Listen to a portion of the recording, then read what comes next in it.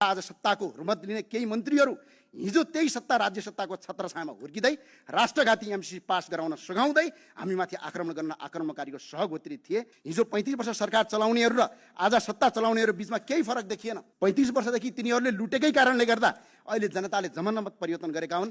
फेरि लुट भनेर जनताले जनमत दिएका होइनन्। फरक यति मात्र छ कि चुनाव चिन्ह फरक छ, अनुहार फरक छ, तर व्यवहार उही छ, प्रवृत्ति उही छ, सत्ता जोगाउने शैली उही छ। पटक पटक इतिहास पल्टाएर हेर्नुहोस्।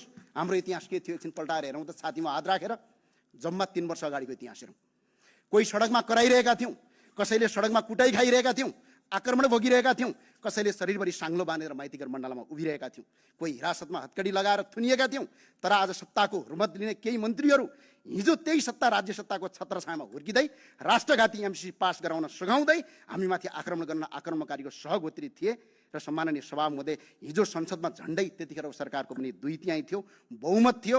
त्यो सरकारले हाम्रो कुरा सुनेन, प्रतिपक्षलाई अपमान गर्यो, सांसदलाई अपमान गर्यो। त्यसको परिणामस्वरूप भदौ 24 र 23 को आन्दोलन भयो। त्यो सरकारको संसदको बहुमत केही काम लागेन, हेलिकप्टर चढेर भाग्नुपर्ने दिन आयो सम्माननीय सभामुख महोदय।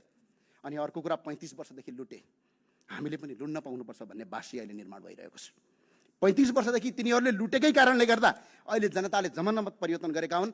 फेरि लुट भनेर जनताले जनमत दिएका होइनन्। यो कुरा हेक्कार होस्। सम्माननीय सभामुख महोदय, म सम्मानपूर्वक भन्न चाहन्छु, सङ्घर्षको कुरा गर्दा यो देश बनाउनका लागि तपाईँहरूको जति सङ्घर्ष छ हाम्रो पनि त्यति नै सङ्घर्ष छ। फरक यति मात्रै थियो, तपाईँहरू सायद सुगम र सुविधा सम्पन्न परिवेशबाट आउनुभएको होला।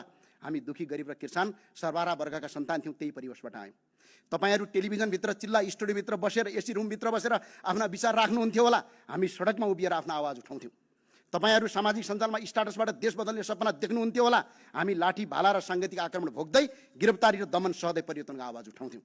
तर हाम्रो आवाज एउटै थियो, सुशासन सुशासन, भ्रष्टाचार मुक्त नेपाल। सम्माननीय सभामुख महोदय, हिजो 35 वर्ष सरकार चलाउनेहरू र आज सत्ता चलाउनेहरू बीचमा केही फरक देखिएन।